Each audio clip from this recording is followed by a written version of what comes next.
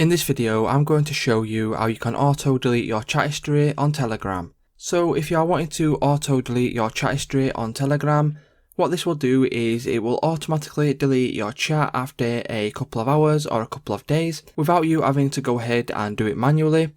So first of all, what you'll need to do is head over to your Telegram app. Once you open up Telegram, you will need to select a chat, and as you can see, I have been sending messages, and if I wanted to delete this chat history automatically, what I can do is first of all go to the three dots in the top right hand corner.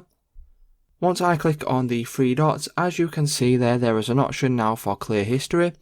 If I click on clear history, what that will do is it will bring this up here, and at the bottom auto delete messages in this chat. So at the moment it is now set to off, but I can set it to 24 hours or I can set it to 1 week. So go ahead, choose which one you want to use. So after 24 hours, if you enable this, it will delete the messages automatically.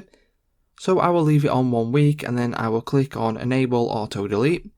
Once I click on that, as you can see, new messages in this chat will be automatically deleted after 7 days. So that's how you can go ahead and automatically delete messages on Telegram.